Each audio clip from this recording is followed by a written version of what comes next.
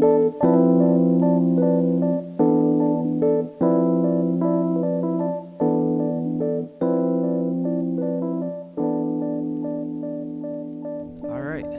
we are, man. Here we are, man. Oh, once again.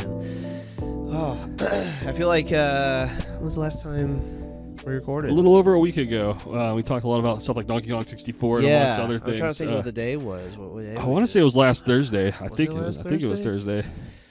Well, yeah, we just had a little extra time. I mean, for great reason. Oh, yeah, definitely. I mean, it's been a very productive, energized week of filming and just hanging and a lot of...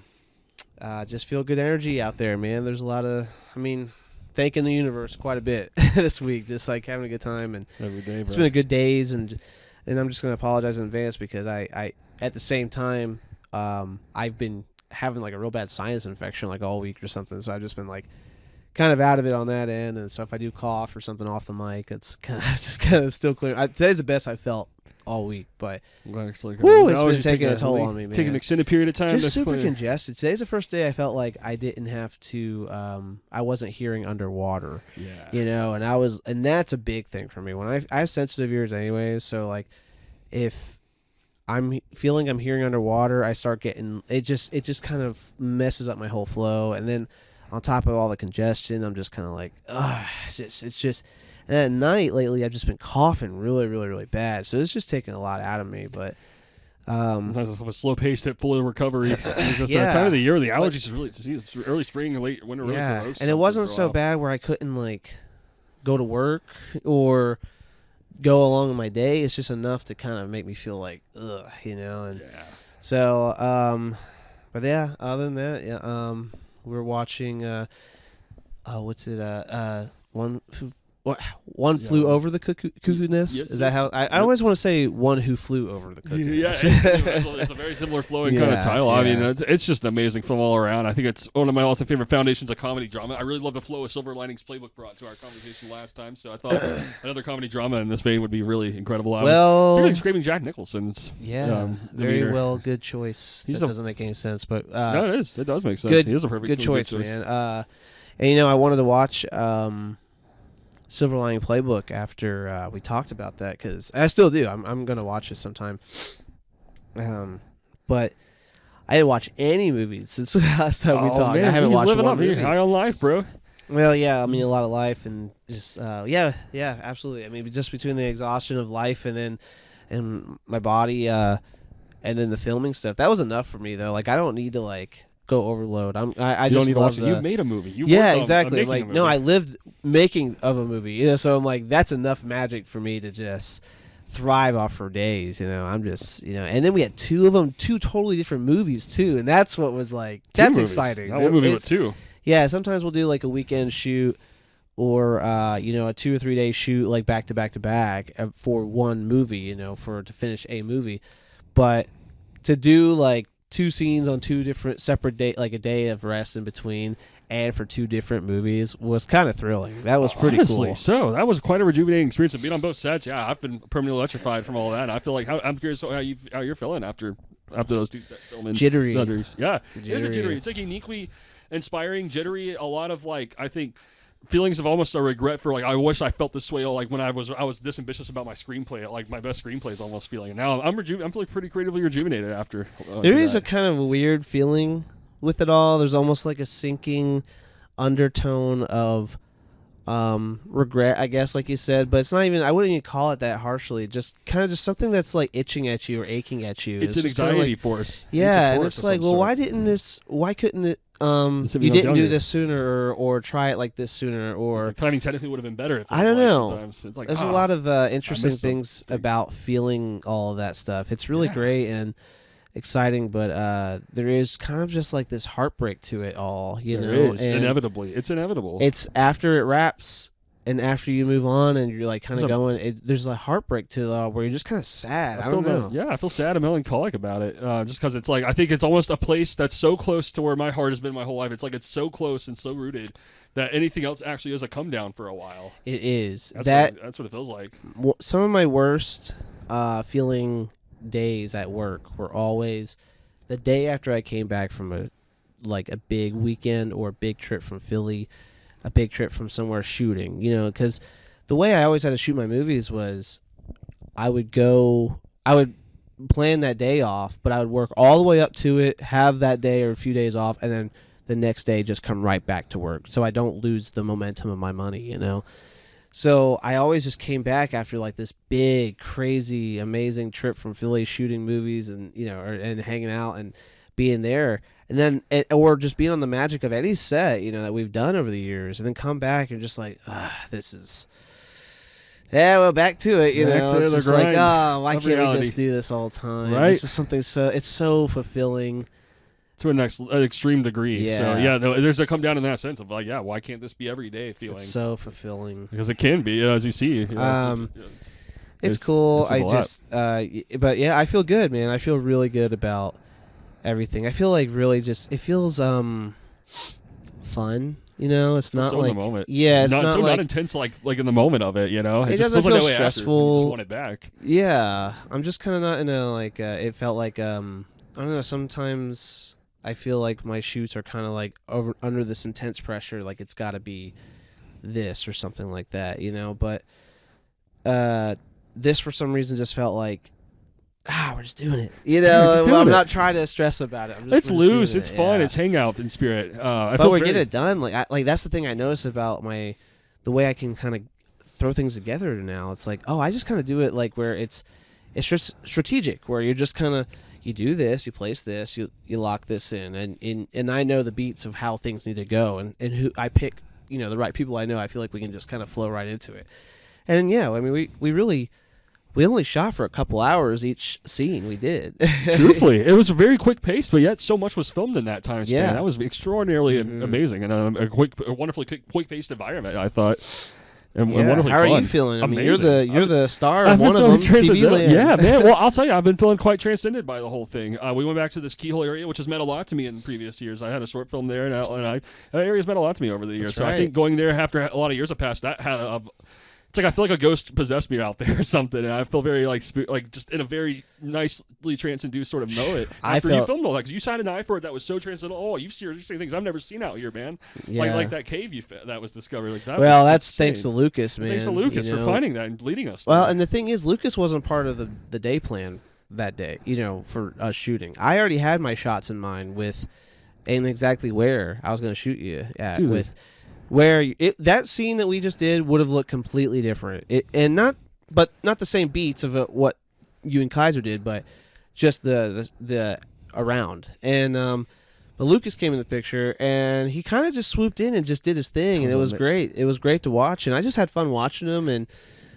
it kind of took some like weight off me, because I was kind of feeling a little heavy, like just kind of I don't know. It's good, but like I know I could have done it, and I wanted to do it, but it was just one of those things where he came in, and I forget how fun it is letting Lucas do his thing. It's just like, man, you just gotta let the kid work, man. Seriously, it's like you're the director. You've already got the vision laid out. He will read the room and seriously elevate your shots above and beyond what the director would expect. It's so insane and cool. And for anyone who's listening, to put things in context, we would have been on this very safe, grounded level spot where I was originally going to shoot, and it was going to be great. I thought I really think I could have done some cool stuff there, but Lucas took us to like an 80-foot fucking cliff, and it was like, and not that it's not accessible or that it's not worth it, because I've been up there before, and I think it was all like, it's a cool spot, especially if you're just careful, you know how to do those things.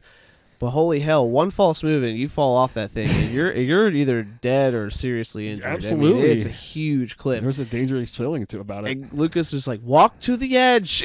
And I'm 100% cooperative. I'm in it, man. Oh, dude, I know. So I knew I was making you anxious. I was so anxious. Because I looked so aloof. Basically, I looked very out of it. So whatever I'm doing, all that, it looks like I'm like one step away from just jumping off, like leaping off the cliff. I wasn't afraid of you like just walking off or jumping off, but I was afraid that you would like trip by accident and fall off or something. I was, or lose your balance, or you get in your head and just because I went up there and I took like a left to go.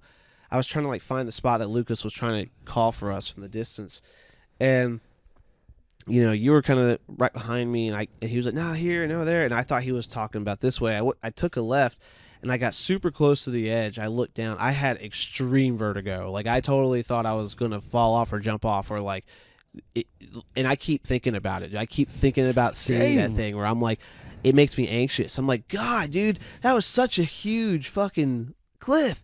So that took me away, dude. That's why I've been so like thankful. Like, wow, I can't believe we just did that, because those shots are epic. Those are extraordinary. The risk was worth it. And I'm just glad that because I came up to you after, and I was like, dude, I just, I don't know. Yeah, I was quite exhilarated, man, because it was like a lot of it was so improvised, Yeah, it was. So in the moment, and I felt like just going to those links just to get those shots. I think just the ambition of it just really resonated with just, this is going to feel like a perfect movie, So I was excited while filming. Well, man, it's cool. It meant a lot, and I'm very, just like I said the other night, I was like, I'm very thankful for your friendship, dude, and your dreams that share, our dreams that we share. Always, brother. All this stuff, man. With you guys, brother. I've met so many of my best friends through this, man. And I think that's what I really saw about film. The underlining feeling I get out of film that nothing else has is the sense of community. I think film has sincerely landed my sense of community. There is a love there that only like filmmakers can and people in that community can like kind of share. It's just like just a really connect a level of comfort that is really cool to be around. So we've built up a good group, a very good trustworthy and like fun group to be around, and the experiences that we've had over the years and everything that we've been through, like all the ups and downs and like the crazy stuff that we've seen and done, and to the low-key weird stuff that we've seen. It's just like the journey's been cool, man, and I just think it's like really interesting to reflect on the last 10 years for me, and 8 years of knowing you in this whole film journey. Absolutely, dude. And I've evolved so much because I think a lot of my imagination has been grounded to reality by my friendship with you and my best friends I've made through all of this. I really felt like I've kind of found a unique ground in this journey. Yeah. And, I feel like, this imagination kind of has a place to go. And I think that's what a lot of people kind of need, like a validation for their innermost like desire and like excitement. And I'm like, when film sparks on that level, it's like, it just needs to be met and understood by a community. Yeah. Sincerely. Yeah. I'm just grateful I've found the people, especially you, like, that understand me enough to want to ride with me on anything. 100% with you, man. It makes so much sense to me. And it's like, it's so subtle that it just continuously evolves with age, I find. And it's so cool to me. Well, these stories, or these things that we shot this weekend, it's different than what we've ever done before. It's so interesting, man. It's original. We were talking about that, like this, just the whole surreal feeling of it all, and I'm excited about it, man. It's just like I'm excited to even see what it looks like, because I can't explain it. I can't tap into it. And it's like we've always kind of discussed, like sometimes filming and editing feels like a completely different plane of like the process of filming. So I'm extraordinarily interested to see what that editing session is like for you when you get to that. And I love how you're kind of like building up to it here. I've been doing it bit by bit, I've got a lot of a rough cut laid out, and then some parts of other scenes, but the stuff that we did this weekend will finally kind of put some stuff together. So now there's a lot of meat to it. It's a lot, man. There's a lot of substance in all the scenes you're filming here, man. I'm just can't wait to see how it all ties together. It's an original. Thanks, man. Simply put. Well, anyways, welcome Reel to Reel. we just dive right into it, man. I think we're just feeling very like this is a celebration. Finally get to unpack all this moment here for us, and kind of an extraordinarily hazy kind of aftertaste. I think we've been excited to record again. Excited, I like the show, man. I just have fun with it, and I just think that we have, hopefully some people like to hang out with us. That's all I want. Yeah, exactly. And it's very inviting. It feels like a best of compilation of like so many things and events we've been through in our friendship for 8 years, and I think I really see the roots of everything in living in this film project, and it's so exciting to see all this evolve. It's a great character piece. Yeah, a lot of actors. Start writing this next sequence here. So it's man, I can't wait. Well, I think I mentioned earlier. With all that said, I did not watch any film, so I'm gonna let you take the charge on what you got for me today. Yeah, man, bro. Let's. I think I keep thinking about like, I should ask Blake about this and this, but like I can't think of anything on top of my head right now. Yeah, man. So we'll just meet, because then I think we get the best conversation when we just kind of meet each other. Yeah. So I've only seen One Flew Over the Cuckoo's Nest one time, probably like Oh God, now it's got to be like at least 6 years or something. Yeah, that's what. So this movie means a lot. Yeah, 5 years, 6 years, but great film, man. I remember thoroughly enjoying this. It's extraordinary because Jack Nicholson's a very offbeat, eccentric, heroic type of figure in all of this. It's like basically all these characters are in a position where they need something of a person to look up to, and he's perfectly eccentric and loosens everyone up practically. He's very much a hero in all of this. I remember him kind of just opening up this like freedom of who they are feeling, 100%. With these guys. I remember the boat sequence pretty like that's one of the right. He gets everyone sneaking out of the ward. And they're all like, and they all come after him. They're like, get out of there. Yeah, it's like a comedy, ultimate comedy drama. So it's like a lot of it's very like freeing, and then it's like, oh, this is quite a miserable kind of environment for all these characters to be in. So what's his deal though? I forgot. He's basically in prison, and they were just testing him to see if he's insane. I think he's actually not insane, is what's been proven. He's just in there basically just to be there, basically. Like he could leave any time, and that's what most of the characters are in. Most of them could leave any time, and they're just in this place because it gives them something, and that's what gets him in there. So I think he honestly sees all these characters, and he's like, well, they seriously need someone. This is the best place I can think of to kind of free up some people. That's interesting, offbeat, original. It's a great movie all around, and this is one that I think you really grew up with. I watched this a lot. I remember my aunt's lake house growing up, and I think with age, this one just has an extraordinary just power and influence because it's like a perfect balance of comedy drama. I think just like Silver Linings Playbooks had, like where it's just a lot of funny moments, and there's like a lot of intense moments in there too. So it's just this really cool. I like that balance an awful lot. Yeah, I think that's particularly a resonating one right now. The comedy drama balance. I like that too. Absolutely. But as far as movies I've watched, so I logged Silver Linings Playbook, and then I ended up having a fantastic viewing of Scarface right after. Oh shit, dude! I got to geek about that with you for a minute. All right, I love Scarface. Stay connected to the bad guy. That's right. That's what I'm saying. The Al Pacino side, brother. Yeah, dude. I just realized, wow, he's one of the greatest bad guys in a movie. That movie is kick ass. It is badass. It is badass. It is insane. He is so like. I've never seen Al Pacino more insane. Yeah, he's so just confident, man, and just like strong and mean. I mean, like he just says it how it is. He navigates this world, man. Like, it's his turf, man. It's insane. It's like an insane movie, and it's like an epic scope. I mean, it's like as long as the film Casino, and I'm like, wow, it actually feels like an '80s take on that old Wall Street. I watched it really for the full like or beginning to end for the first time in 2024 with Wendy. That, dude. Yeah, and I mean, it was awesome. We had a great viewing. It was. I mean, I was kind of blown away by how much it just rocked with. Like the dynamics of it and everything. It is an epic, but it's very kind of a great slow burn descent of the slow burner power and just ego madness. Yeah, exactly. You're going crazy with it. I feel like the film has a wonderfully satirical angle on all that too. Like it's really funny. I always underestimate how funny and over the top a lot of it is. It's a very over the top movie. It's always over the top. He says some outlandish shit to He's people. Outlandish. The whole movie he's outlandish. It's like that's all he's got in him is to say over the top things. There's not a moment he's calm. He's always insane. He's always on one, especially by the end, the last like hour. He's really that. What's he saying? When he's in the restaurant, dude, and he's just making a scene. It's just like there's some parts where like insane. It's so cringy. It's like it's cringe-inducing by that level, and that's what it is. It's like it's very uncomfortable. Like he's making all the characters around him, his family, like just uncomfortable. Like basically with his way he's acting, it's just insane behavior. Yeah. Wow, it's a real descent, into madness, and it's just it's a total original how he gets there. Brian De Palma's the original director.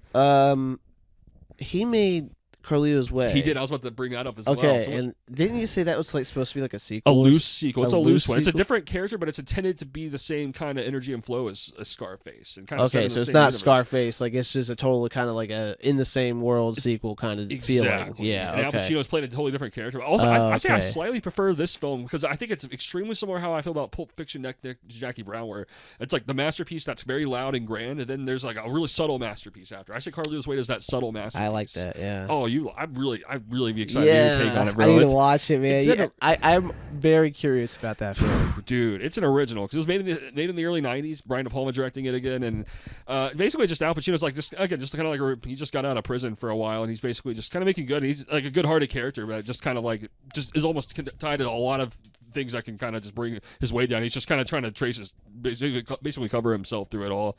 And Sean Penn's also one of the best parts of the film. Sean Penn is mesmerizingly good in this one. He's like kind of reminds me a lot of Jonah Hill in Wolf of Wall Street, where he's kind of like the offbeat sidekick sort of character. And they just it's just a crazy movie. Like, it's really slow paced. It's really subtle. You get a lot You of said Sean Penn? Yeah, Sean Penn of all people. Oh, dude, yeah. He really got me with One Battle After Another. He's kind of scarred. That's his best movie, and that's like insane. Yeah, the first movie I ever watched him in was I Am Sam. Oh, I remember hearing all about that. Have you seen that one? I've actually seen all of it. I remember that. I watched it in like a health class or something. Dude, I watched it. A lot of health classes. Yeah, I watched it there, and I mean, it's a good movie, but yeah, that whole scene, he has like one iconic scene in that at the end. And it's just like, I don't know. I guess it's iconic. I just the only scene I remember.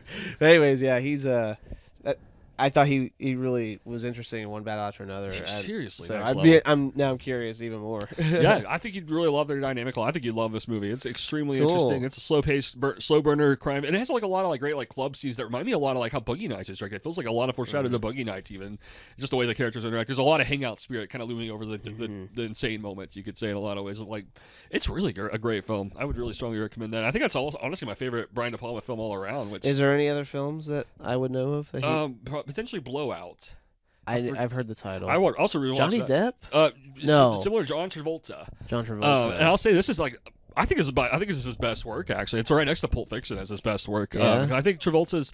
Oftentimes, I watch him in movies, and it's like he really is almost too. He's overbearingly. He can be kind of overbearingly corny about himself, but I think here it's like the charisma is really revealed in Blowout. He looks cool. He's kind of paranoid. He's a little obsessed with this mystery. Like, he's literally just kind of like going and he's literally losing his mind basically on a film. And it's all about a filmmaking process and a film set. He's like a sound audio guy. Oh, really? And like he thinks he picks up like a murder basically. So it escalates him into this insane mystery basically. Oh, wow. That sounds amazing. Cool. I'll tell you, I didn't love this the first time. I needed a few viewings to fully click. But I think around the third time, I think it was just almost the hangout feel of it. It actually feels like a really lovable character all throughout. Like, Travolta was particularly charismatic, and you actually just feel like you're kind of on his side with his journey and everything he goes through. Almost maybe in the way that Kyle MacLachlan's very charismatic in Blue Velvet. It's like, wow, Travolta feels pretty similar here. And I've always loved the soundtrack, and it's extremely bass oriented. I was really hitting me on this movie. I was like, dude, there's bass everywhere in this movie. So I mean, you like the bass. I love the bass, man. I love slapping the bass. He slaps the bass all the time, dude. It's an addiction. The bass videos, man. Yeah, bro, it's an addiction. You know, man, you're good at playing bass, though. That's the thing. A lot, dude. I've always kind of been a closet about it. You know, I think it's I don't know. It just feels kind of good to be organically loose and open about it. I'm just maybe a little more social about it. The stage performance part just needs to be activated in me, I believe. I still think one day, when the setting is right, we'll be able to play some music. We're gonna get there. I believe in that. We said this before. We want to play some music sometime. Try our musical concepts. We'll get there. I'd be extraordinarily curious to hear how we meet on that. Yeah, what we bring out to the table. I think it'd be really an extraordinary experience. Yeah. That'll happen in time, brother. Yeah, when the timing's right. I'm absolutely open to that, because that's always the point I hit with a lot of this excessive bass play. There's always a point where it's like, I start getting extremely interested in collaborating with other musicians and kind of wanting someone else to take the wheel from what I got almost. And what would our band name be? I really don't know right now. Wow. Should we improvise and think of one? Keyhole band. I don't know. The Keyhole. The Keyholes. I don't know, man. Yeah, it was. I would love to see kind of where that would go one day. I think we both have a little something that we could bring to the table, just to fuck around and see. That's what I'm saying. What kind of sounds we can come up with, man? Absolutely, man. That's the thing. I just like to be a chameleon. I think that's what I'm out to be with music. Ultimately, I just want to be the guy that can blend into anything when someone's got musical ambition. That's the thing with the stuff I love to do. It's just like I love to do a lot of things. Like, I don't try to pigeonhole myself. It's not limited to just one thing. Like, I just make movies. You do a lot of things. Yeah, I like music, and I like art, and I like painting. I like podcasts, or I like whatever. I like comic books. Like I made comics for a minute there. It's like I like to do all this stuff that I think I've grown up to enjoy. So why not try to create my own version of that? It's just, but.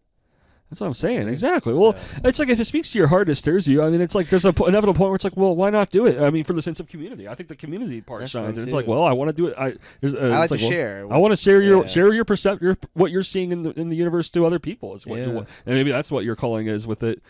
It's like, well, I'm interested and I'm compelled by this, so it activates you to want to do something about it. And tell your maybe just be your own version of it, your own way. Yeah. Like to be like, I don't know, it's like it feels so like to me like watching a lot of directors, it's like it's particularly fascinating. Maybe there's like a real cool factor to how they achieve all these shots, and I'm like, well, I just want to be someone who can aim for that too, there's something very freeing about pursuing such an art form as is with other arts. That's what gets me about music too. I guess there's an instinct of like, wow, I kind of just want to feel as cool as they're feeling. Maybe is what the instinct is actually at in a lot of ways. Yeah, I feel like that'd be pretty cool. Yeah, simply put, absolutely, brother. Yeah. So that's. Yeah, those are all great stuff right there. Yeah, Blowout. I need to see that one. Really strongly recommended. Okay. And then also I'll mention a few more Brian De Palma, just curious if you heard of Carrie. The original Carrie? The original Carrie. I didn't know he made that. Yeah, he's made a lot of random movies. It's like he's offbeat. Yeah, I've never seen the original Carrie. Great film, dude. I love it, man. It's better with age. I saw like the 2003 version I or never whatever. saw that. How is that? I think I've heard okay things about it. Yeah, it's okay. It's really long. It's like 2 hours, Oh, 2.5 wow. hours or something. Yeah, like that. It's like really absurdly long, where it's just like it's like kind of like a hyperlized style drama take on it or something. Yeah. But it wasn't bad. It was just like it just felt early 2000s, and for no reason it was way too long than it should be. Yeah, because the original was like an hour and a half, and I think it was very much. It reminds me, strangely, of the pacing a lot of Halloween, John Carpenter's Halloween. I think it has that like. I feel like a lot of those cool 70s films did that. That is very 70s. What year was Carrie? 76. Oh yeah, Senior Taxi Driver. Yeah, it's like kind of in a particularly great year. Just deep diving into characters' psychological states. Yeah, the subtleness of it. Slow it down, man. It's never been more subtle than that year. It seems like. That's what It's like they're almost kind of a new wave, a birth of like a new wave perspective. Right. Yeah. Yeah. Something just like unsettling too about it being so slow. I think it is. I don't know. Yeah, it is. It gets creepy when you get to that slow. Exactly. Yeah. There's like uncomfortable marks that it goes to, and that's one of the best at doing so. I've grown to really appreciate the 70s style of filmmaking as I got older. Just like. So there's something I'm still needing to study a lot more of the 70s. I'm more familiar with the 80s, like and onward and stuff, but the 70s is like the more I dig into it, I'm like, man, there's a lot of great innovative stuff here. Yeah. You're right, man. It's funny because I feel exactly the vice versa about. Like, I feel like I got a lot of 70s. I need more 80s always in me. So that's like, I think that's a perfect contrast. And because when you look at like the 70s, I suppose it's fascinating to see how a lot of the 80s was like a spawn of a lot of the 70s. You know, I mean, you could say 80s was also like. Yeah, like 70s was like almost a lot of chaos and insanity getting explored in art in a very raw, uniquely raw way. Open and raw was never been more so. Uniquely raw, dude. It's just like, raw. It kind of just feels like almost you're like very almost a little bit more personal level to it. The whole thing. I don't know. Just like got it right there with it. But yeah, uniquely raw is a good way to put it. You got that right, absolutely. Yeah, then by contrast, I feel like the 80s had like a distinctive like transcendence about the art in that decade. Like a lot of art was just, particularly the most groundbreaking, almost technically speaking, the most futuristic decade in a lot of ways. I think it might have been the most ahead of its time decade. Yeah, it kind of went above and beyond, I think, in like terms of scale. You know, like okay, well, what now? Especially technology is there, and like the rise of, the entertainment as a whole. Everything just kind of booms in a sense. It's just like, so filmmaking naturally gets affected by that with scope, Got that right. What the foundation that was already being built upon for decades, and then really with the 70s just kind of exploded, I think, into a whole new kind of diverse way. Sure did. You got that right. Yeah, the 70s really kickstarted something that's very very original and very groundbreaking, I think, to this decade in a lot of ways. I mean, I guess you could say from like the 50s and 60s filmmaking it's still very new, and just mostly was black and white for a good while, and then it kind of gets into this new territory, but the technology is still not quite there, so it's just kind of feels old fashioned, and then kind of starts like some things start getting bigger, of course, but it's just everything looks kind of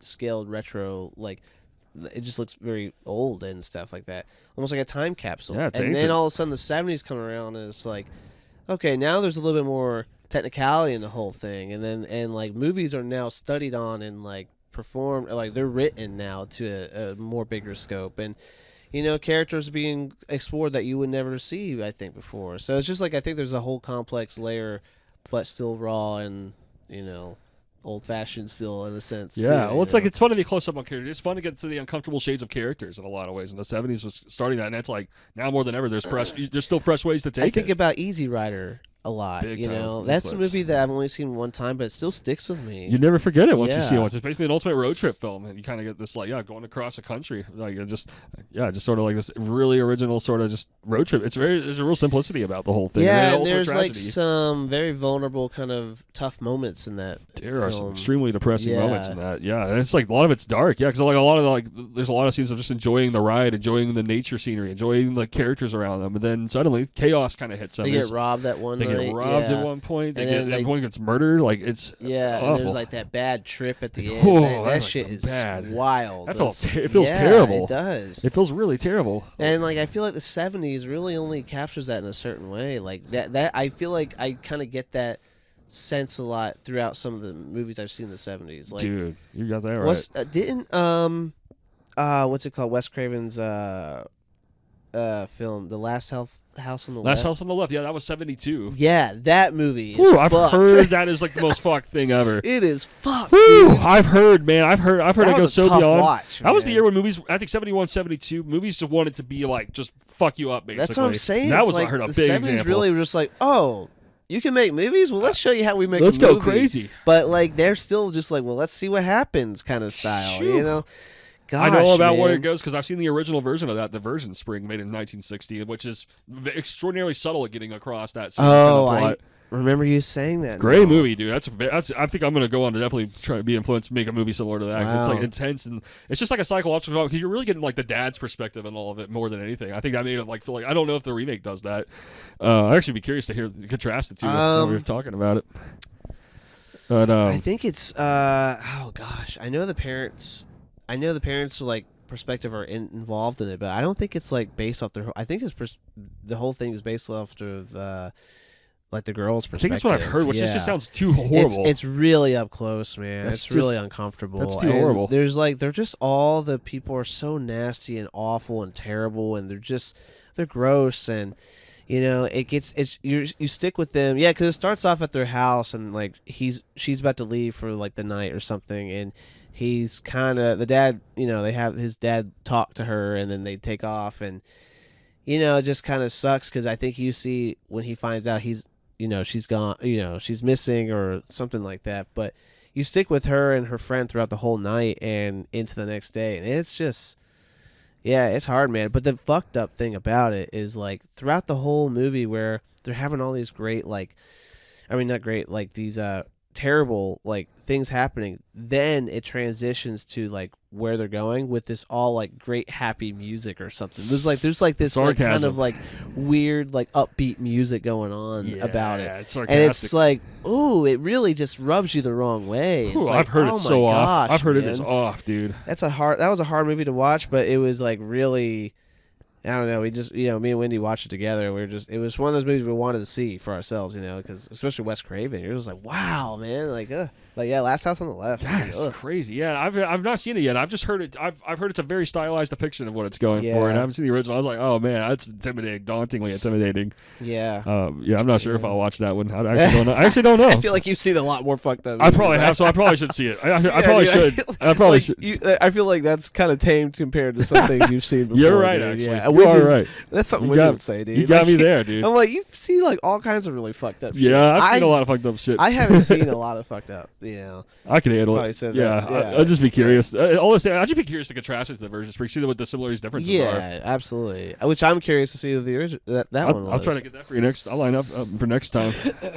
Um, Yeah, it's just a movie. Yeah, I feel like the Virgin Spring really explores it in a really like it's just very mountainous the way it explores it. It doesn't really get close up on like the scenario at all. It kind of just Yeah. explores what the psychological toil that it takes on the other characters. Like, Yeah. kind of like how her family's reacted. It's like, oh man, they want revenge. They want to kill this guy, and it's like it just goes all over the place basically, and then it just turns into a very quiet defeat. Basically, it's just very contemplative about the scenario. I thought it was very richly portrayed, very like masterfully handled in every sense of the word in that movie.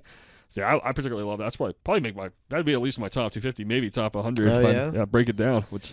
Yeah. For those who don't know, Blake has a top 600 list. Yeah, that's where I got currently. And not only a top 600, but it rotates every once in a while. He shifts up the whole list. It might be changes tomorrow. The order. Tomorrow might be the day I've That's a shifted lot, man. I I know. can't even fathom that. It's just And then, one of like, those- I look through the list, and I'm like, I start getting lost because I'm like, there's so many movies. And then I'm like, I don't know, like, 75% of these movies. And Yeah. then, Yeah, it's just like, wow, you are the movie guru to man. me. I just really think so. Thanks, brother. It means a lot, man. I'm happy to be that for anybody, man. So that means the world. But yeah, no, I formed a lot of that ambitious. I think just because I would do that stuff while I was working in hotels. Like I was like behind the scenes. Like whenever I wasn't up front, I would take like these intervals of like numerous minutes and just really get obsessive about like my film list to such an intense degree that I think it just gave me that stamina, I guess, in a way. Like, it got my DNA. Kind of like we're talking about like playing these games when we're younger. It's like it gets in your DNA almost to kind of do that stuff. Good way to put it. Yeah, I feel like there's a bit of a DNA, like playing a game I'm familiar with kind of feeling about it, just because I think I built that over the years. It took years to get to that level. I think it was just, I was doing it a lot while I was working at hotels, man. So I think I just got my imagination stirring. That's why I was particularly obsessed with just contemplating all these movies and just like kind of contrasting all of them and all that stuff and trying to get my list down, which I found an answer. It's like I think I had a question mark a lot about what to do with those lists, and I've actually found my answer. And a lot of it consists of like our friendship and a lot of things I found here. A lot of it's about bringing it to reality in a lot of ways. Like that's what inspired me to write the book idea. It's like that's all, because I find a lot of that ambition. I make these lists and it's like I really hit a sincere like almost like loneliness about it too, where it's like, okay, I should have shared that with someone somehow, but there's no way to talk about this with anybody. My goal is I'm trying to make a very, very accessible book about a lot of these thoughts and ideas. I think that's a beautiful goal to have, man. Thank you, man. I really do. That means a lot. That's great. And I think you can. I think you're the kind of person who could do that. You know, means a lot. Thank you. You do have a lot to say about film. That's why this recording, our show is a great way for you to talk about films. Yeah, it's a great outlet. It's like getting the right people, the right place and time. It's like exactly. It's like, okay, well, I've learned how much it can be validated. All of these. It's like I don't have to be so damn shy or private about it. Because I think the older I get, the less I just don't want to be a private guy about this stuff. I want to be an open book to anybody. Absolutely. So about it, really. So yeah. Yeah, man. I always enjoy hearing your thoughts on films. I feel like you're like insightful. I feel like I learn. I feel like it's a great way to get to know films and the history behind them and the directors behind them and everything. So I really think that you have a natural talent at doing that, and I think it's a great idea, man. You shouldn't be shy about it. Thank you. Thank you. Exactly. And that's what I realized. Yeah, it's like, well, I think because since I get this community out of film, it's like I think film is just like I grow more and more to the social side of it in a lot of ways. It's like I have all these ideas, but it's like how would these thoughts be when they're inviting? And it's like, okay, like there's a level where it is perfectly inviting with the right people, the right place and time. We get together, we have just all these wonderful conversations about film. And like if it weren't for the films, the conversations wouldn't have been that enhanced. I sincerely believe that in a lot of ways. So it's like, wow, these films really have a lot of power. And I think I realized the weight of power when I realized how much it influences everything socially in a sense. Yeah. So it's like, wow, yeah, there's just a lot to perceive whenever you look at film that way. Yeah. So that's awesome, man. That makes me happy to hear you so passionate about it. Always, man. Mm-hmm. That means it's a lifelong thing, man. Yeah. Well, I think people relate to what you say, man. I really do I think a lot of people just need to hear someone being so open about this kind of stuff. I think because I just believe most humanity's thinking these things, and I just sometimes I think there's something an element about film that makes me want to get close up and like maybe just let's talk about the things that are tough to talk about. Film might have taught me the way to talk about the difficult things, in a lot of ways, and break it down into like, okay, well, everyone feels it's human to feel this way, I think everyone goes through these subconsciously, and film is just a place that just openly invite just to being the rawest depths of humanity. As we talk about the 70s laid out, and it's so important now in this decade. There's a rawness about just getting close up with characters, and I think everyone who's watching movies is subconsciously gonna get out of it. I think we don't know how much we're looking for, but we're just by nature we're animalistic about how much we're driven by storytelling in a lot of ways. It's true, and I think film is a place to just really get in those depths and get close up, get to places you wouldn't go anywhere else. Yeah, man. Adventurous. It's a language for sure. It's a language. Yeah. That's exactly put. Yeah, it's a language of its own creation entirely. Yeah, it's pretty amazing, man. Yeah, man. Yeah, I think you could teach a film thesis class one day. I really do believe in that. I actually want to aim for that. Yeah, I kind of do want to try to be a film goal professor someday. Yeah, I think that'd be really cool. Yeah, that's a great goal to have. I think a lot of these thoughts of like I was just saying earlier. I think a lot of it does build up to that social side, and that would seriously cater to it. Let's keep up the work, man. Let's get you there, dude. That's what I believe in, man. I believe in the too. universe, dude. So universe speaks. It gets you. It guides you. There's a reason we do what we do. I don't know, or we do what we're doing. And. There's a reason we are, I should say. There's a reason we are who we are. We're called to do something, and we're called, I think, right place and right time. We're meant to, get together and do things as a whole in the right place and right time. So, believe in the universe whenever it communicates. Believe in all of that. I believe all that is part of the film community and the film language. Oh yeah, they're on the boat right now. Yeah, they're too. on that boat scene. Oh, Hell this is one of the best parts of the movie. Yeah, that's cool. This whole movie's just a masterpiece. Yeah, dude, this is like one of the most fun parts, and yeah, this is a very lighthearted moment. Also, Jack Nicholson is one of those, just another iconic actor, just extraordinarily. And I haven't seen enough of his films. I think you know what? Another going back to Adam Sandler, I love him in Anger Management. I know. I need to see all of that movie, dude. Yeah. Have you seen it? I've seen the first half of it. Whoa, I never finished yeah. it. Yeah, it's a great film. I really want to finish it. It's a good little kind of twist in there too. Dude, really? It's I didn't even great. know that. Yeah, that's awesome. I can't imagine why. 'Cause I love both. It's a good ending. Yeah, yeah, that's awesome, dude. Yeah, Anger Management's a really interesting, kind of fun. Like, Nicholson was really insane in he that is. one. And Adam Sandler and him together are just that sounds it's manic. wacky. That just sounds it's manic. very manic. Yeah, because Adam Sandler has issues too. Yeah, they're both insane. Yeah, so. Oh, it's perfect. Yeah, I think I'm trying to think where my Nicholson foundation really started. I think it was like I always heard about like I think it started with The Shining really for me. I think Shining and this movie Cuckoo's Nest. I discovered him right around the same time. I was about 13, 14, and instantly I was just like, oh wow, he is there. Like I've never seen another actor more charismatic. I don't know. I feel more charismatic than him. He is distinctively charismatic. Yeah. I didn't watch either one of these movies until I was in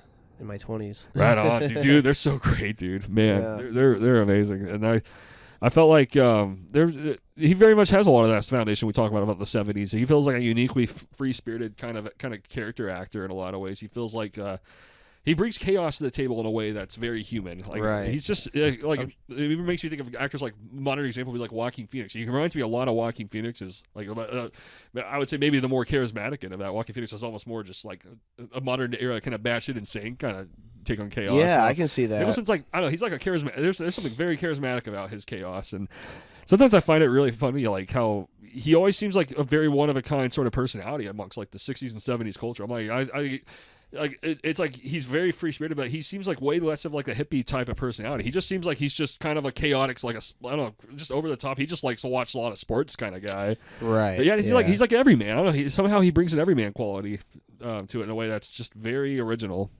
Yeah, I can see that. I didn't watch The Shining until I'm like just looking at like some of his movies right here. I didn't watch The Shining until I was that was like 2018 or 2019 or 2019 I think. Right on. Didn't watch it. Cuckoo's Nest or in Chinatown. I saw when did I see Chinatown? Chinatown was like so subtle. That's like his most subtle movie. I saw that in my film class. That's right. One of my film classes. So that was definitely way younger. Oh man. So that would have been such a I do remember seeing that one though. That was we watched that one based off the screenplay of it. Yeah, that's how I was. But this last viewing I had of it was a masterpiece. Dude. God, it became like my number, like in my top 5 movies. It's of so all time. subtle, man. That's why I think, like, and I feel this way about a lot of mystery movies, noir type of films, where it's like I think they almost require a couple of viewings to really appreciate 100%. I had that with Chinatown too, where I think I had to click on the subtitles. I think to really, really just absorb how richly written it all is, and just how great Nicholson is. Like he seriously reminds me of he really foreshadows almost a Leonardo DiCaprio kind of actor, where he's just very like. He's just I don't know, like almost like a very stoic, very like kind of a extroverted sort of character who's just kind of facing a lot of madness, you could say, in a lot of ways, and almost going a little insane along this journey. He definitely goes insane on Chinatown. I mean, he really like loses. It's like he loses his innocence. It's like a harshly like dark kind of tone in a way, because it's like he really loses his innocence in Chinatown.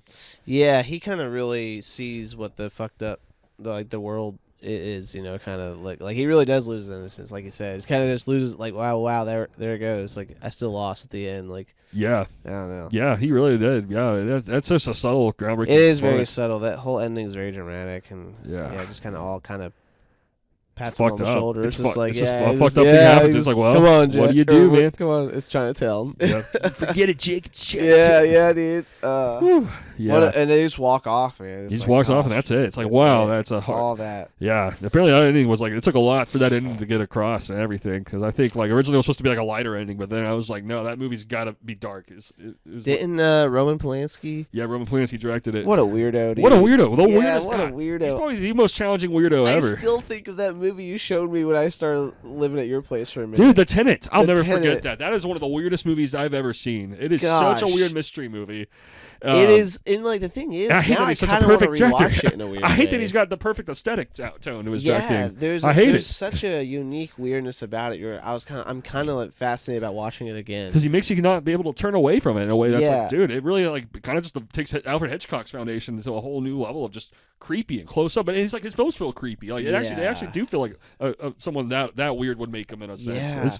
It's almost a cautionary tale of like, well, there's a level, you know. It's like, wow, there's a fine line you don't want to cross. And I'm like, his movies really show what it's like almost to be on the side of someone who crossed the line. It's like, what is he gonna say to the world? You know, it's like, holy shit. It just kind of feels like almost one step too far. Like it does. just kind of like right over the line. Too insane. Yeah, like you said, over the comfortable line. He's uncomfortable. He's a lead actor in it. I can't. I was like, wow, I can't believe he know. casted himself. And this was like right in the era when he was like just being a loony, big time loony. Isn't he like framed for something? Or Yeah, like, he was framed for molesting a 13-year-old at, strangely enough, Jack Nicholson's house. what? Yeah. Yeah. Whoa. So what he did was he got caught. And he literally fled the country, and to this day he's not been back. If he sets foot in America again, he's going to prison. Whoa, I did not know. Yeah, that. isn't that I insane? wonder how Jack Nicholson feels about. I don't think he's ever commented about it. Yeah, probably not. Private as it gets. That's crazy. Yeah, and that's insane. It happened actually around the time of this movie in the Tenet, like just briefly after. Actually. Oh my gosh. Yeah. Wow. Yeah, that's a dark one. That's one of the darkest stories. You know, that always really haunted me because I was like really obsessed with Broom Points. I didn't know about all this stuff. But once I got into like Chinatown, Rosemary's Baby,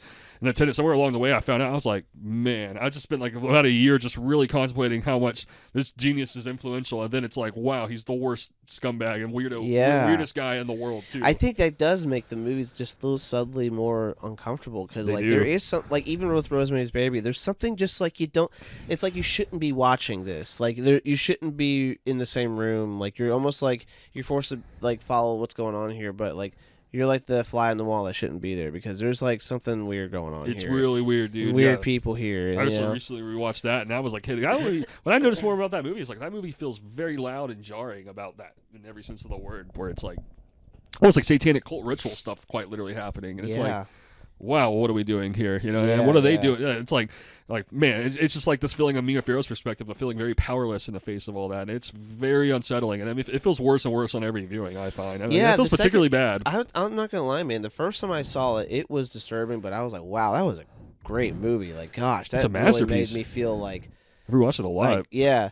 But then we watched it. Me, you, and Wendy watched it. Yeah. And that viewing kind of made me feel a little less. That movie felt really bad. Yeah, it made me feel really down. It reminded me a lot of the feeling of one woman under the influence, where I was like, that was particularly exhausting. We all watched. I need to recharge from that. Me too. I remember we watched that one too, and it was kind of like. I think just getting that anxiously close up on an inferior position like that Mia Farrow was very haunting, and I think that felt particularly bad for a while. I was like, oh, that's a bad vibe. That starts to feel like a horrible vibe. Like, yeah, I think you just kind of when someone when there's like this. Like you said, inferior position where it's just like there's nothing you can do about it but watch and see it all unfold. It's like, and then when nothing, it just leaves you off in the wrong way a little bit.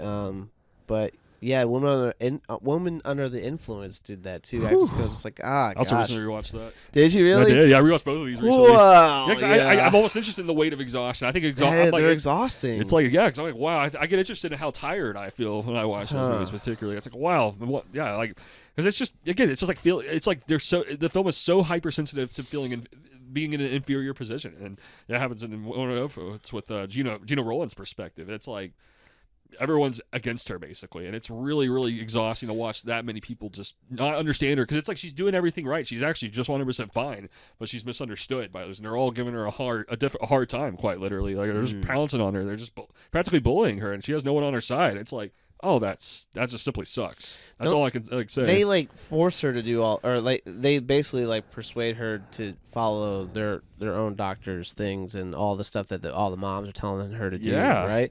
Yeah. I mean, it's pretty obvious though. Like, I just think it's so. Maybe just because I know because I'm a dad. Yeah. It's just one of those things where it's like. I feel like at a certain point where it's like this isn't right, like I shouldn't be something is wrong here. Like there's like this we aren't doing things the right way. This feels too dysfunctional. It's like those movies feel hyper dysfunctional. Oh yeah, the whole thing. But yeah, just the way that it just kind of unfolds. It's a very kind of like it sucks to watch feeling. It sucks. It sucks that this shit's happening, man. It's just it's frightening realistic to like just it's just too realistic. It's too much. It's literally too much. Yeah, so he's a weirdo, man. He's weird, man.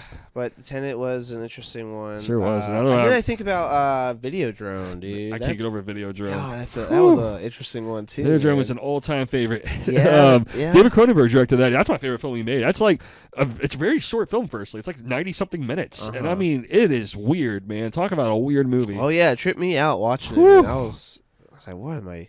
it's kind of going through different dimensions. Well, it's like you got James Woods being basically possessed by this like demonic force, practically, like by the way the video possessing him to go out and do insane things. And it's like slowly but surely he actually goes out and does insane things. It's like shooting up a place. Like he actually goes that like. It actually reminded me a lot of Taxi Driver, like kind of like a dystopian take on the Taxi Driver formula. I kept thinking about that.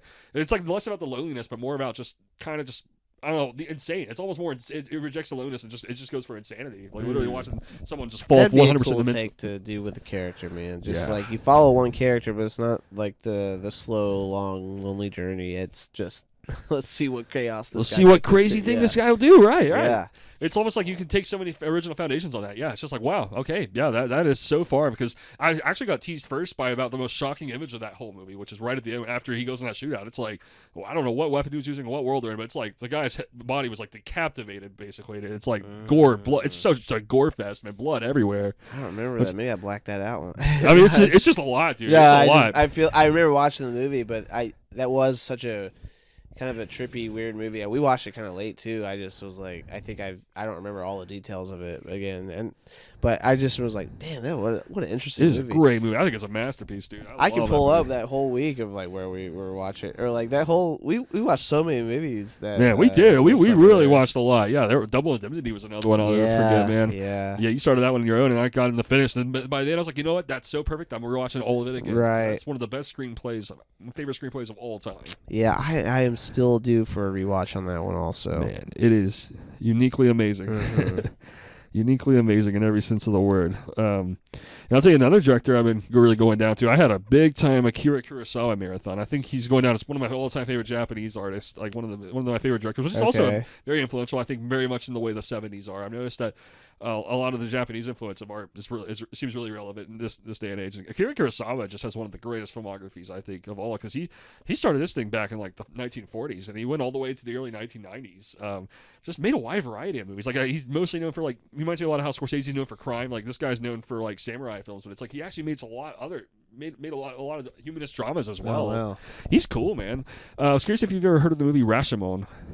Very similar to how Memento is. It's extremely similar to Memento. It reminds me a lot of like just kind of seeing this story unfold, and you're almost practically always unsure of if the story's accurate or not. You're just kind of like, it's like kind of like a crime scene unfolding, and there's like 5 different perspectives, and it's like every single story just is a little off, and it basically doesn't really hit an answer. So it's really like it's very much a brain fuck in its own kind of way. Yeah, I mean, they're just like sitting in the room, and it's like it's raining the whole time, basically, too. Like they're just basically just feeling philosophical about just the whole nature of just what do you do when there's evil around and no one can perceive it for what it really was. It's just like, that kind of just gives it the higher power in a lot of ways. It's a very dark and disturbing movie. Yeah. It's bleak for its time. In 1950 is when it was made. Then he made Akiru, which was actually a loose extremely influenced by It's a Wonderful Life. I've never seen more of a Japanese version of It's a Wonderful Life with this movie Akiru. This guy finding out that he has cancer and he's going to be dying soon, and he realizes, he's just been working this boring ass job for like his whole life, and then he kind of gets this like slowly just gets this motivation of he wants to have a purpose in his life, so he builds the ambition to build a playground basically and it's like his journey of getting there successfully and leaving mystique value on people, because it's like he dies and it's like, well, he gets that calling and he goes for it. Then it's like, oh dude, now everyone loves him, everyone misses him for what he did, it's like when everyone's very thankful for his foundation. So it's an interesting 3-act structure, dude. It's quite an original, man. Very uplifting movie overall. Okay. Yeah, he's all over the range in tone. Yeah, Rashomon was very depressing. This is very uplifting. Yeah, then Seven Samurai. I forget if we talked about that too. I don't think we've talked about it too much. I haven't seen it.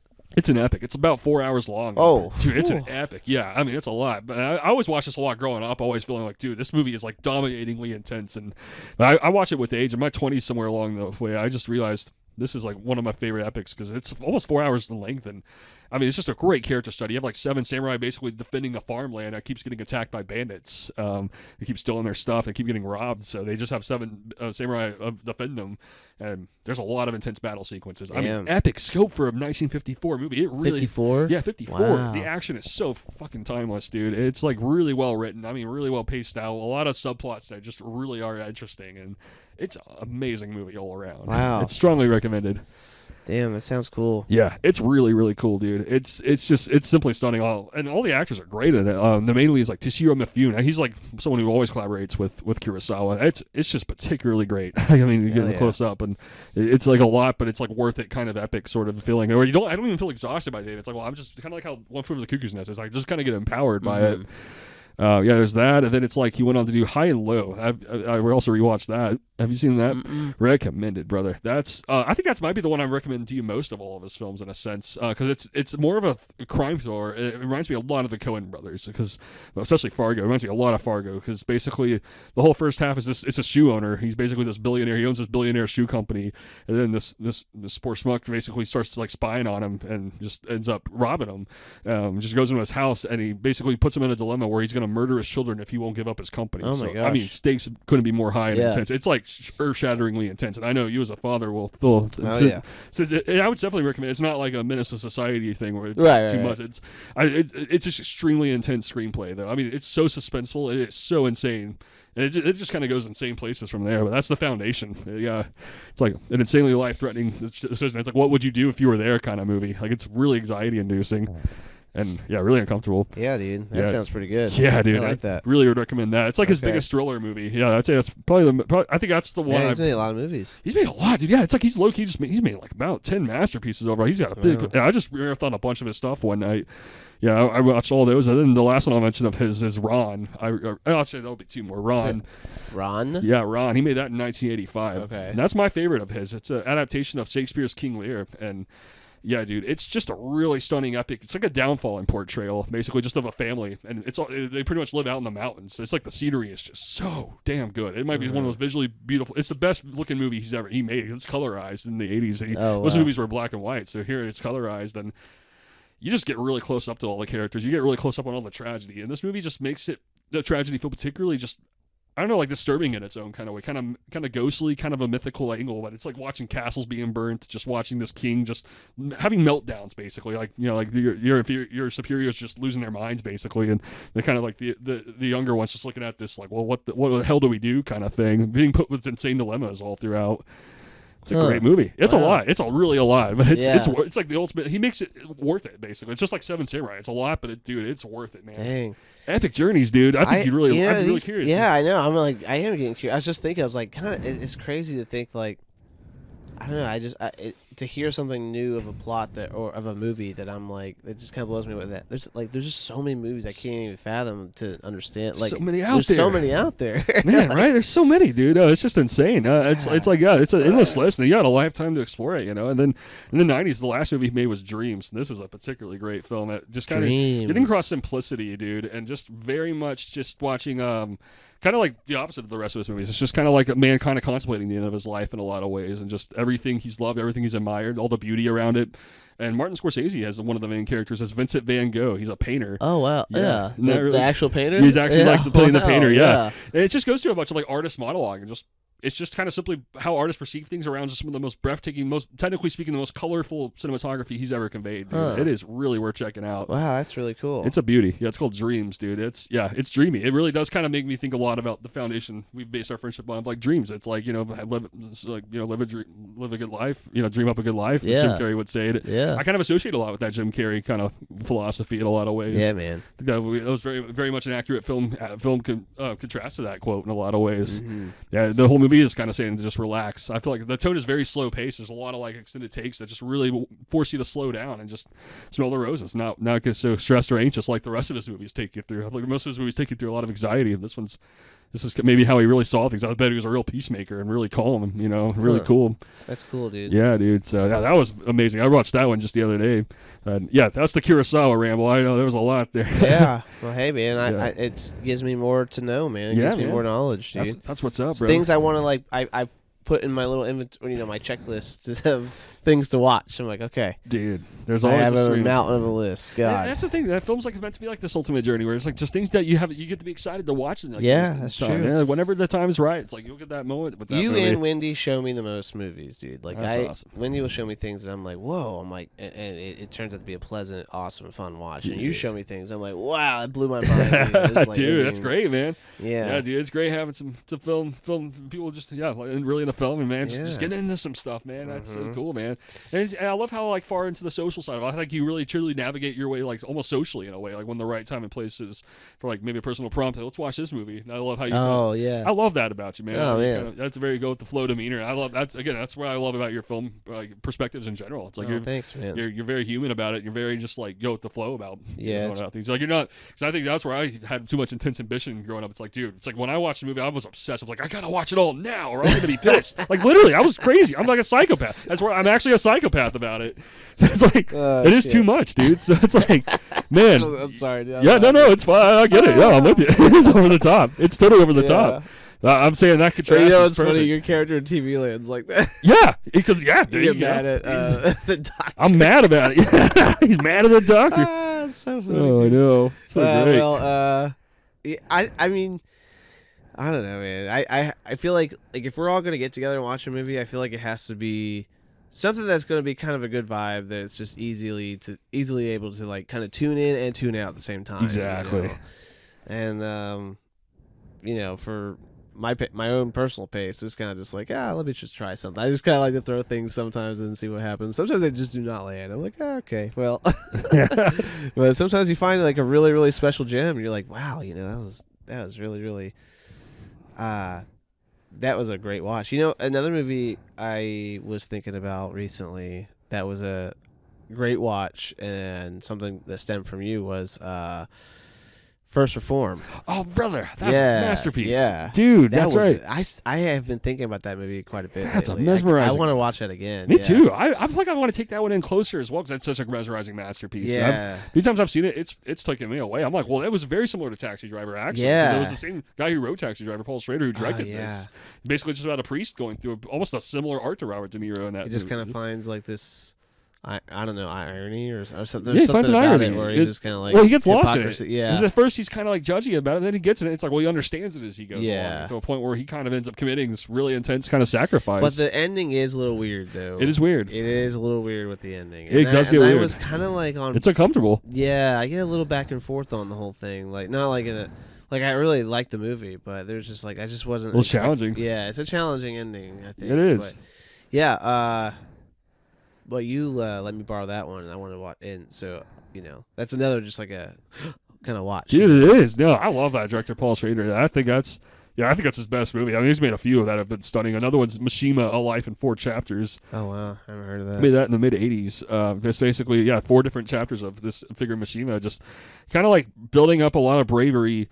And then he kind of ends up having to conform to cowardice, basically. So it's like a very extremely intense. It's extremely intense. It's kind of just it's like, it's insane. It's really weird how it's directed. Like, I mean, it's easily way more abstract than like stuff like Taxi Driver or First Reformed, where just all the shots are very ethereal, and you're kind of just looking at his psychological state. It's almost like most shots aren't really down to earth. They're just watching him. It's always like it's always like a big set design. There's always like weird backgrounds, and just kind of watching this guy almost just in a haze all the time in a weird way. But I think Paul Schrader really goes for the cautionary tale angle. Same with First Reformed, where it's like. And Taxi Driver, I think he's all in Raging Bull, etc. It's like he's warning. He's just a bunch of stuff. He's warning you, basically. I know there's like a warning tale. I think he's putting into his stories, and it's like he's trying to scare you by getting close up. Where it's like it's human to be tempted to maybe go for this, but then it's like he would show you where, oh man, like that would be too much to go through all that too. Mm-hmm. And I think he's really good at getting close up and making you feel it in a very personal kind of way. And a very 70s. He's a very 70s kind of artist. And I think seeing him bring that the First Reform was just particularly awesome. And to the 2000 our era, basically 2010 era. Yeah, that's cool. Yeah, that was a good one. That was a great one. Yeah, I love First Reform. And then Yeah, I've also just been geeking lately a lot. I know I've talked some about the Coen brothers, but just a lot of their deep cuts have just really been hitting me lately. Yeah. I particularly rewatched Barton Fink recently. And never seen that, but you and Kaiser were really geeking about that the other day. Holy hell, dude. It's one of the best. It might be my second favorite one, right under No Country for Old Men. I'll say a lot of it's just because it's all about the madness of making a movie, actually. It's all about a guy who writes a screenplay. He's like a Really? Literally is. He's like a Broadway playwright in New York City, and he goes down to Los Angeles to write a movie script, and he worked under a studio, and it's like extremely anxiety-inducing, and he's working at a haunted hotel while writing this whole story. Yeah, like having all these visions, meeting John Goodman, who's very alluring, because at first he's like kind of like a friend kind of guy, then he ends up being like a satanic force in the hotel. Oh, wow. Like haunting. It's like haunting how it goes. I mean, whoa. Yeah, and then John Turturro's like having all these visions, all these dreams, like kind of along the way. It's like he's haunted by just anxiety. He meets some characters that really bother him along the way, and it's like he's just having a meltdown, basically, slowly but surely in this movie. It's very. I want to watch that. I really would recommend it. It's awesome, so great. dude. It is perfect, dude. It's a masterpiece. Barton Fink? Yeah, Barton Fink. I'll say it reminds me of a movie. That was what prompted me to rewatch Rosemary's Baby, because I realized they have a similar aesthetic, but Barton Fink, I think, is the better movie. Is what I realized. I'm like, oh, this is a less exhausting way of getting these same notes across. Yeah. Dude, really recommend it. It's really anxiety-inducing from start to finish. I mean, really unpredictable, and it really takes some twists and turns that are like edge of your seat suspenseful. Like, oh, wow. It surprises you, dude. It's like from start to finish. It's a one of a kind. I've never seen anything like it. It's really funny a lot, but it's like ultimately just very offbeat. It's meant to be kind of like an artist, like a filmmaker's like writer, like just kind of going through all the stress and along the way. It's like he kind of gets his shit out. Then it's like he kind of goes to this dance off, and it's like he kind of has this weird ego trip on the Navy for like it's just a weird scene. He's just he acts a little weird. He's not always like the most like I love the character a lot personally, but he could be a challenging kind of guy because it's like he's very in his head kind of. He gets like lost in his daydreams and his delusional patterns. So it's like he acts insane a lot. But it's like I guess, but then you also can understand, but you fully understand where he's brewing from and all of that. It's like, well, this place is driving him mad. He's under this tight, because it's like, imagine just having to write a screenplay that was like personal to you. Then it's like you have a deadline, you have all these rules that the studio is putting on you to do it their way almost, and it's like he's just under a lot of stress about it. Yeah. So it ends up being a really beautiful kind of ending in all of it, though. So it's like he goes through all that, and then it's just like. And I guess I won't really give you the details of the plot or anything. But basically, he kind of like there's like a real catharsis kind of looming over the whole film as well. Yeah. It's original, dude. It's probably the most surreal movie the Coen brothers made in a sense. That's interesting. It's really an out there movie. And, I want to watch that now. I recommend it strongly. Yeah, I would be extraordinarily curious to get your take on it to a unique level. Yeah, Coen brothers. All right, let's go through the filmography. Yeah, what have I seen? So I know you've seen Raising Arizona, and you felt okay about that. That was okay. Love Fargo. Fargo's amazing. I also rewatched that. I rewatched that recently. That was my best viewing of it, dude. Because I've always grown up obsessed with this movie, and I'm like somehow now more than ever that small town aesthetic just resonates. I mean, just the three. Yeah, we talked about the good, bad, and ugly kind of formula, but I think what stood out to me as the original was just written. It's so human the way it's all written. It really flows as like a humanist piece, but also just extraordinarily suspenseful too. Like I also say with Barton Fink, it's like wow, every moment kind of feels like something insane could happen at any moment. Kind of feeling like the characters are really unpredictable in all of it. So, yeah, I love Fargo timelessly, and I really want to watch that show. I feel like it's a very accessible movie to get into. Very accessible. It feels kind of very cozy and like.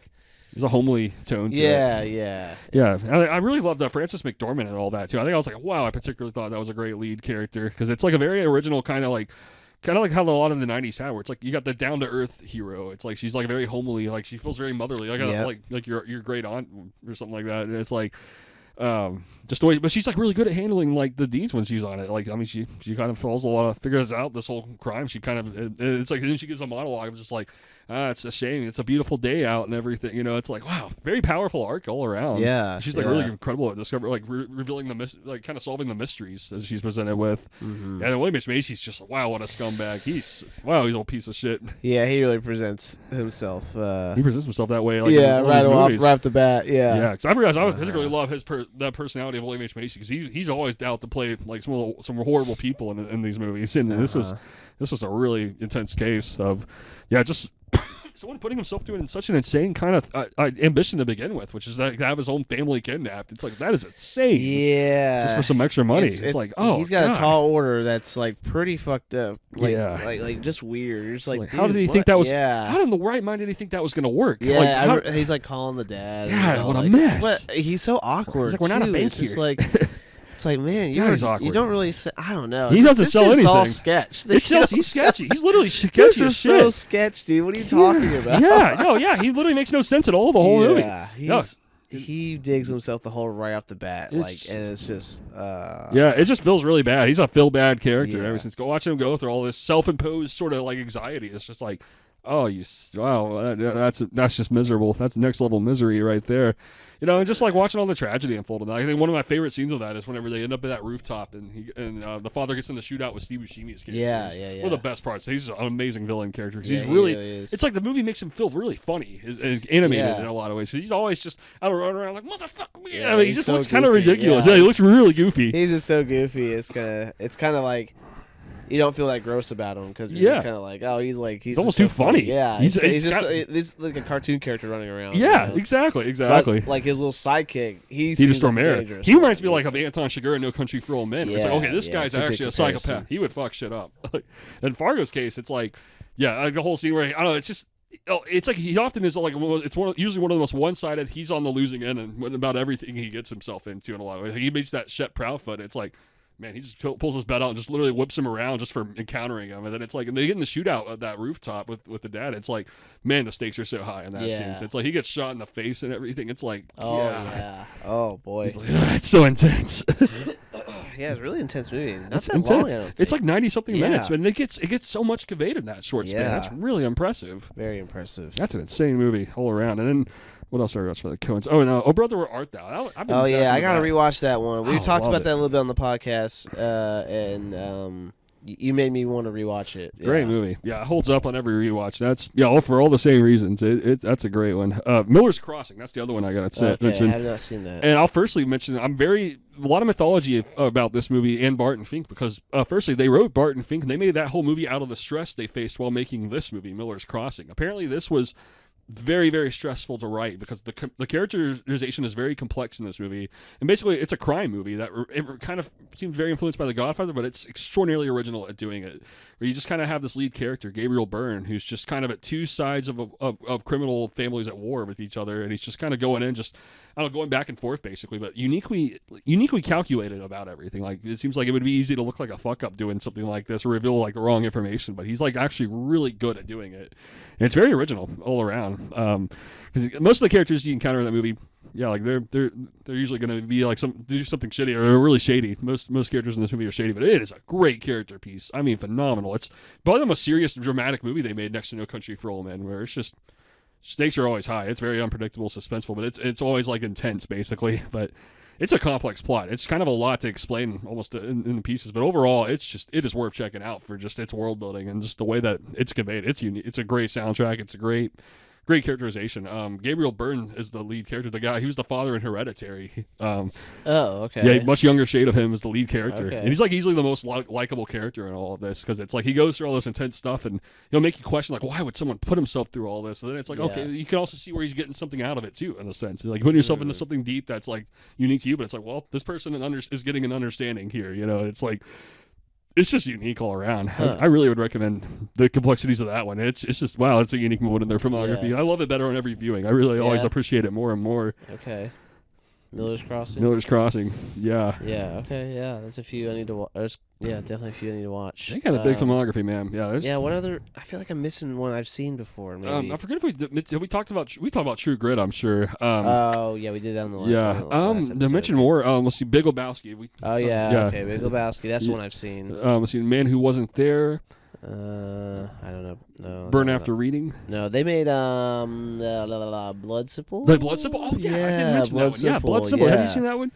I have one when I first met you. You let me borrow it. I remember that now. That and Night on Earth. I remember that. And Night on Earth. Yeah. I can't tell you anything about Blood Simple anymore, though. I can't remember anything about it. Yeah, it's a great movie. I remember Night on Earth, and I want to rewatch that one. I do want to rewatch Blood Simple just because I don't remember anything about it. But it's a great one. Yeah, I feel like that was I think one of the movies where I was like, oh, I thought they were known for making more of a, I don't know, not like a quirky comedic film or something like that. And then hearing the title Blood Simple to me was like, oh, is that a serious film that they made? And I was like, So they made some serious movies. It was Yeah. kind of surprising. You know? They almost feel like they're like there's like a bipolar feeling about getting into their filmography because like it's like half their stuff is downright hilarious. Some of their stuff is just frighteningly serious. Yeah. And then sometimes it's somewhere right in the middle. Like didn't they Fargo. make a movie for Netflix? It was like a Western movie. The Ballad of Buster Scruggs. Yeah, how was that? I love it, man. Yeah? I absolutely love it, Okay. dude. I thought that people were dogging on that I one. did not like it when I first saw it. I was probably talking shit about it back when I first saw it because I didn't understand it yet. I actually didn't understand it. I think I now love it for its episodic storytelling. First, like there's 6 different episodes.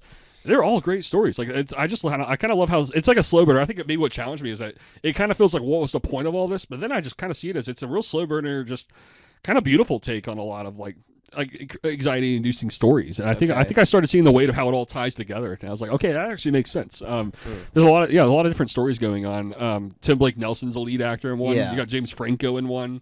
Liam Neeson, and then my favorite one's Tom Waits. And I mean, dude, the nature scenery, it's like the cinematography's almost never been better in a Coen Brothers movie. It looks as good as No Country for Old Men. The nature does. Yeah. Okay. And No Country for Old Men. That was them too. Yeah. That's it. I'm like, that's the one. What's the one? Oh wow! Oh my god, that's the best one. Wow, I'm a fool for not jumping straight to that. Yeah, dude. Honestly. I'm like, wait. No, there's one other big one. Well, that is the big one. That's the best. That is the big one. Yeah, that's their best movie. That is the best movie, dude. Dude, that is a masterpiece. Oh my god. And that's like a serious shade of the Coens. That's one of them being very serious. Okay, there it is. There we go. I couldn't connect the dot there for a man, second. we got to geek on No Country for a minute, man. Oh yeah, dude. That's another movie I saw in college to study, and then watching it every time. I've seen it maybe a good handful of times after that, and every viewing is just like it's so like masterful. It really is. It's such a great slow burn of a movie, masterfully and crazy. It's like at the same time. Like, actually gets better every time. Yeah, it's awesome, dude. Man, it's like I think to me maybe the best thriller I've ever seen because I think that actually does lay a very modern foundation of like I've seen it a lot in 2010s filmmaking onward. I feel like that movie honestly birthed a modern way of making the ultimate thriller kind of perspective of filmmaking, where it's slow burner. It's really atmospheric. I mean, there's so much like slow pace on all the shots, yet there's always like emotion and characterization going on. And the screenplay I would describe as almost kind of minimal. It's almost like there's like the characters are often very brief, but man, it's like it's poetic. It's like it conveys so much with so little in the way the characters talk, which is unique in the Coen filmography. Usually it's way more talky. But in this one, it's like, wow, it's a very dry kind of tone. And there's no soundtrack either. Like, it's absolutely no soundtrack in this whole movie. It's just completely silent. And it works. It's so unique. Yeah. It's just, and it's like one of those where I read the book too, and I'm like, dude, the movie's my favorite, dude. I think the movie's just got the suspense value down. Maybe the best villain in a movie.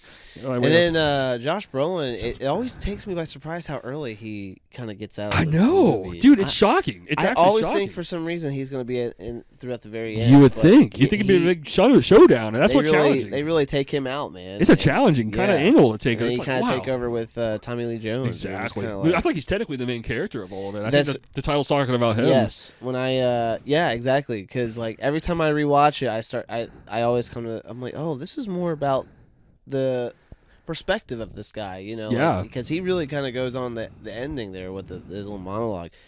It's kind of like that defeat feeling, you know? Wow. Yeah.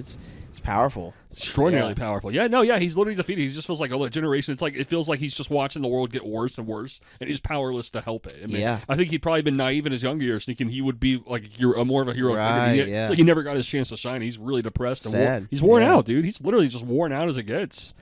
Yeah, it is very sad. Yeah, I agree. And then again, Josh Brolin in that is just phenomenal. I feel like he's like a very intense character in a sense. Like I feel like he kind of just puts himself through. This ultimate tragedy. What turns out to be an ultimate tragedy, but he puts himself through he does. This. He kind of sets the motion of it. Yeah.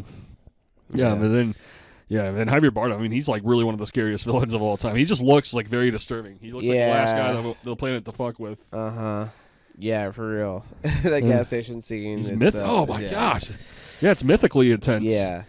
Whew. Yeah, it's like the way that's paced is very, very subtle. It's like, I mean, there's like zoom ins on like candy wrappers on like it's weird how it's paced, man. It's so unique, dude. But it's one of the most intense scenes of all time. Yeah, I think that's. Yeah, I think I easily would make a top 20 of all time. There's a list. Like, it's like it has to be in the top 20. I think that's the Coen's best achievement. I agree. And that was one I think I needed a few viewings to fully appreciate that one too. Like how Chinatown is. I think that was literally so much that I actually didn't understand it fully the first time. I was like, what was the point of all that? I actually couldn't connect the dots the first time when I was like.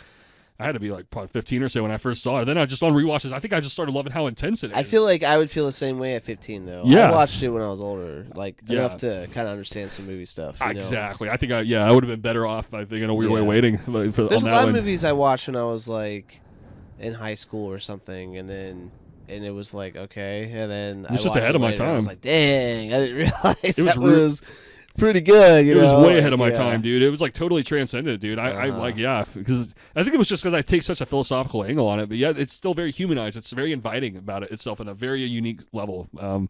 Yeah, that's an original one. I think nowadays it's just all the shots. I keep going back to I just keep on taking how masterful the atmosphere is in that movie right now. It's there's like every shot is a painting in that movie. It's just extraordinary. How it's all paced out. It's mesmerizing. Its pacing. 2-hour movie, but man, it crunches in so much. And it does. It's a great film. Man, all the shootout scenes are so intense. Like just very high stakes. Very very very gory. It's a gore fest even at moments. Oh yeah. I mean that shootout is insane. I think that's the Coen brothers. Let's see if what other movies. Yeah, I need to dive into more of their stuff, man, or then revisit. For sure, so they're some of the best to do it. I think it just really hits because I think maybe the note I somehow never connected it fully, maybe until just recently. But I think maybe the reason why is because I feel like they're catering to a countryside perspective in a lot of ways with all their all their movies feel countryside when I think about it. Yeah, that's a good perspective on it. I don't know why earlier I was telling you I was thinking that they made Dead. Was it Dead Man? Yeah, Dead Man. Oh, yeah, which is a similar tone. I feel like Jim Jarmusch is a pretty similar, and I think the link is that they're both very dry. You could say there's a dryness to it. There's dryness, yeah. The Coens are dry, Jim Jarmusch is dry, so that totally makes sense. Yeah. Dead Man's a great movie, dude. It was good. I liked it. It was weird. Just kind of weird. It's extraordinarily weird. A little interesting to... I was challenging myself watching it. Yeah, you know, that director's. I think that's by far his weirdest movie. Usually his movies are more down to earth than that. I think that is a uniquely. I like the train sequence in the beginning. True, I love that. Yeah, it's a pretty good sequence. It was just kind of a weird trip. It's like it's like a trip. It's kind of like this weird nature calling he goes through and all of that, where he just rejects almost everything. He just kind of gives himself to the unknown, being a dead person inside. It's very original. It's weird, but it's like, man, it's kind of breathtaking too. Just all the shot. I love all the nature shots in that movie. It's much like No Country for Old Men. It's like just great Western. It's kind of like, it feels like an offbeat Western kind of angle. But yeah, that's some great stuff right there. I'm hoping to catch up on some movies this week. I've got the extra time on my hands. But you got anything in particular that you feel like you're driven on, or just to see what flies? I'm really wanting to watch Vertigo. Oh yeah, I've been wanting to watch it for a couple months now. That's right. And Wendy said she'd watch it with me in March. So. Would like to watch Vertigo, and I do want to watch Taxi Driver. Sweet. Couldn't get better than that. Those are two a focus I wanted to like. My theme of the month I wanted to try to do was director focused films, like some. And I think Inception kind of took part of that, even though I watched it like the end of February or whenever that was. But Inception was like a great way for me to kind of. Nolan's best film that I love, or one of his films I love is just Inception. So I do want to watch. I really want to revisit Vertigo. I do want to watch Taxi Driver, and I don't know. There's a couple more I think I do want to watch. I think. Oh, have you seen Cloud Atlas? I've actually not seen that. I know I need to though. Wendy loves it. Wow, I need to rewatch and that. She I need to see it. And she wants to watch that, so I think we're gonna watch Cloud Atlas. Cool. Yeah, but I've never seen it. I've always needed to see that. Actually, yeah? That's the Wachowski brothers who did The Matrix, V for Vendetta. Yeah. I've never seen it. I've heard it's pretty similar, like almost a science fiction take that's similar to Magnolia. I've heard contrast to Magnolia. Actually. Yeah, I'll be curious to see what happens. It's a character piece. Yeah. Tom Hanks is the lead. Yeah, that's interesting. Yeah, wow, that's a great one to bring up. Cloud Atlas. I'll put that on my queue here too. I'm gonna try to watch that too. Sweet. I'll join you there. We can talk about it. Yeah man. Oh yeah, well, Vertigo and Taxi Driver are perfect ones right there. I can't. Yeah. Those are. I feel like I forgot if we discussed this on here before, but I feel like those two particularly have like kind of the lonely guy almost getting too creeped out by the loneliness in characters, and that's like such a dark role for James Stewart. Yeah, and, I mean, I particularly like the James Stewart, story with him, and he's. And I like the old-fashioned, I feel like, kind of filmmaking style. Yeah, it's very old-fashioned. It's old-fashioned and forward-thinking the way it's portrayed in that movie. It's like just very close. It's writing close. It feels like it's very 70s. Dark. It feels very 70s based. The ending is really wicked. Ooh, it's wicked. Yeah, it's an off. It feels it's like almost a feel-bad feeling. Yeah, there is kind of a feel-bad. Its own kind of way. Mm-hmm. And also, those movies are linked by having the same soundtrack composer, Bernard Herrmann. That's what you said. Yeah, that's right. Okay. Oh, dude, those soundtracks are that's some of the greatest. It's like some of the greatest pieces of music I've ever heard. Both of those movies. Those go down some of the best most subtle soundtracks ever made. I think. Yeah. Those really have subtlety down perfectly. Those are. I actually have both of those on my playlist. I go back to those albums a lot. Actually, they're really listenable. Actually, Do you listen to a lot of movie soundtracks? A lot. I do a lot, actually. I haven't done it in a while, but in my lifespan, I have had many phases where I just simply listen to movie soundtracks, and I've spent a lot of my time just being obsessed with just wanting to just re-listen to pieces over and over again. Actually, just thinking of while contemplating the scene, and not even watching it, but just thinking about it. Like more score, just soundtrack. Yeah, I've been obsessed with that over the years. Yes, about every movie I love with its soundtrack. It's classic. I've probably had a phase where I just wanted to listen to the soundtrack exclusively. Like, I got a lot of memories of that with Taxi Driver. I remember doing that with like the movie Seven and Fight Club. I love those soundtracks a lot. I love movie scores, dude. I'm very into Silence of the Lambs is another favorite. Yeah. I mean, I'm a huge fan of that. Okay, Foundation. that's cool. Yeah, Barry Lyndon. Like the list goes on. Yeah. There's all the great movies. Clockwork Orange has a great one. Yeah, there's something about a good score, man. I can see what you mean though. Like I haven't like went back and like listened to scores, but I know like that's a thing. Like, it's like they kind of just get my emotions down. It's like, okay, that's the way I felt when I watched that. It's like, okay, that's kind of cool to just live that and almost living that while I'm driving around. You know, it's like that always has felt cool to me. I did that a lot, like in high school, especially. Like I would always do that, like my free time. I just want to listen to music, movies, music, right? Movie soundtracks. Yeah. Right on, dude. Got anything else you want to throw out? Well, I think before we wrap up here. Absolutely, there's no more movies. I think that probably covers the basis perfect for the movies. I think I can call it. Yeah, I think that's a good right there. Yeah, word, man. All right. Well, thanks for listening. We had an eventful week. We're out here trying to do it again. So you got that right. Oh yeah. Catch you on the next one. See what we get into this week. But Blake, as always, it's a pleasure, man. Always, August. It's wonderful doing this show. And wonderful to be here. I love doing these. Hey, always. Me too, man. This is exactly what it's a great catch up, hang time, and then I just love talking movies and talking shop. So likewise, brother. Good stuff. All right. Well, we'll see you all next time. Thank you. Until next time.